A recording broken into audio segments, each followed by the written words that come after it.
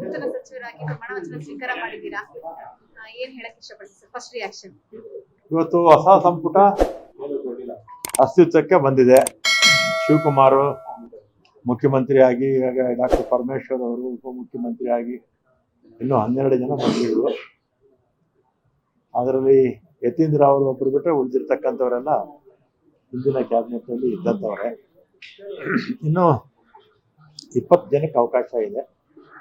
ಆ ಸಂದರ್ಭದಲ್ಲಿ ಯುವಕರಿಗೆ ಮತ್ತು ಈಗ ಪಕ್ಷದಲ್ಲಿ ಇರ್ತಕ್ಕಂಥ ಹಿರಿಯರಿಗೆ 4-5 ಬಾರಿ ಗೆದ್ದಂಥವ್ರಿದ್ದಾರೆ, ಅವರಿಗೆಲ್ಲ ಅವಕಾಶ ಹೈಕಮಾಂಡ್ ಮಾಡಿಕೊಡ್ತಾರೆ ಅಂತ ಭಾವಿಸಿದ್ದೀನಿ. ಖಾತೆ ಬಗ್ಗೆ ಇನ್ನೂ ಗೊತ್ತಿಲ್ಲ. ಎಲ್ಲ ಇಲಾಖೆಗಳು ಹಿಂದೆ ವಿದ್ಯಾ ಇಲಾಖೆನಲ್ಲೂ ಇದೆ, ಹೋಮ್ ಇದೆ, ಬೆಂಗಳೂರು ಡೆವಲಪ್ಮೆಂಟ್ ಇದೆ, ಆಮೇಲೆ ಫುಡ್ ಆ್ಯಂಡ್ ಸಿವಿಲ್ ಸಪ್ಲೈಸ್ ಇದೆ. ಅದಕ್ಕೂ ಮುಂಚೆ ಸ್ಟೇಟ್ ಮಿನಿಸ್ಟರ್ ಆಗಿದೆ. ಇಂಡಸ್ಟ್ರೀಸು ಮತ್ತು APMC, ಹಣಕಾಸು ರಾಜ್ಯ ಸಚಿವನು ಎಲ್ಲ ಆಗಿದೆ, ಮುಜರಾಯಿ ಆಗಿದೆ, ಟ್ರಾನ್ಸ್ಪೋರ್ಟು ಆಗಿದೆ. ಹಾಂ, ಈಗ ನಾನು ಈ ಮಂತ್ರಿ ಆಗೋದಕ್ಕೂ ಲಾಬಿ ಮಾಡಲ್ಲ ಅಂತ ನಿಮಗೂ ಚೆನ್ನಾಗಿ ಗೊತ್ತು ಅಲ್ವಾ.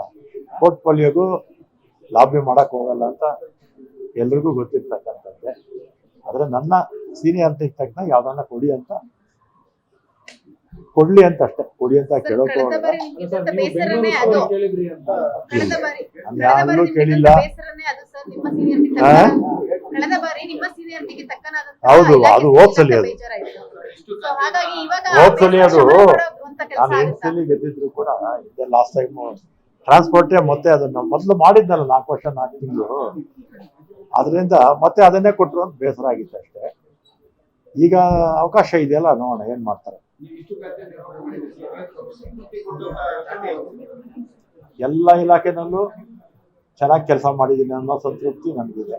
ಅದು ಸಣ್ಣದಿರ್ಲಿ ದೊಡ್ಡದಿರ್ಲಿ. 93ರಲ್ಲಿ ನಾನು ಮಂತ್ರಿ ಆಗಿದ್ದು ಮೊದಲನೇ ಸಲ, ವೀರಪ್ಪ ಮೊಯ್ಲಿ ಅವರ ಮಂತ್ರಿಮಂಡಲದಲ್ಲಿ, ಆಮೇಲೆ SM ಕೃಷ್ಣ ಅವರ ಮಂತ್ರಿಮಂಡಲದಲ್ಲಿ, ಧರ್ಮಸಿಂಗ್ ಅವರ ಮಂತ್ರಿಮಂಡಲ, ಸಿದ್ದರಾಮಯ್ಯ ಅವ್ರದ್ದು 2 ಸಲ. ಆ ಯಾವ ಇಲಾಖೆ ಕೊಟ್ಟಿದ್ರು ಆ ಎಲ್ಲ ಇಲಾಖೆನಲ್ಲೂ ಕೂಡ ನನಗೆ ಸಮಾಧಾನ ಆಗೋ ರೀತಿ ಕೆಲಸ ಮಾಡಿ.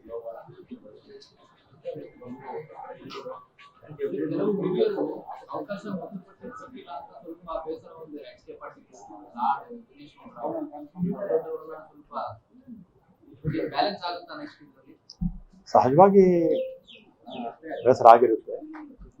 ಅಂದರೆ ಇನ್ನು ಮುಂದಕ್ಕೆ ಇನ್ನೂ 20 ಸ್ಥಾನ ಇದೆಯಲ್ಲ, ಅದನ್ನು ನೋಡಿಕೊಂಡು ಹೊಸಬರು ಹಳಬರು ಎಲ್ಲ ನೋಡಿಕೊಂಡು ಹೈಕಮಾಂಡ್, ನಮ್ಮ ಮುಖ್ಯಮಂತ್ರಿಗಳು, ಮಾಜಿ ಹಾಲಿ ಅವರೆಲ್ಲ ತೀರ್ಮಾನ ತಗೊಂಡು.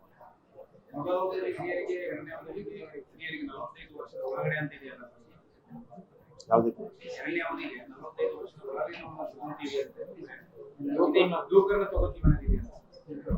ಯುವಕರಿಗೂ ಅವಕಾಶ ಕೊಡ್ತಾರೆ. ನಾವೆಲ್ಲ ಫಸ್ಟ್ ಟೈಮ್ ಮಿನಿಸ್ಟರ್ ಆದಾಗ ನಮಗೆಲ್ಲ 40 ಒಳಗೆ ಇದ್ವಿ ನಾವು. ಲೇಟೆಸ್ಟ್ ಹಾಗೂ ಇಂಟ್ರೆಸ್ಟಿಂಗ್ ಸುದ್ದಿಗಳಿಗಾಗಿ ಬಾಸ್ ಟಿವಿ ಕನ್ನಡ ಚಾನೆಲ್ನ ಸಬ್ಸ್ಕ್ರೈಬ್ ಮಾಡಿ, ಹಾಗೆಯೇ ಬೆಲ್ ಐಕಾನ್ ಪ್ರೆಸ್ ಮಾಡಿ. ಇದರ ಜೊತೆಗೆ ಫೇಸ್ಬುಕ್, ಇನ್ಸ್ಟಾಗ್ರಾಮ್, X ನಲ್ಲೂ ಮಿಸ್ ಮಾಡದೆ ಫಾಲೋ ಮಾಡಿ.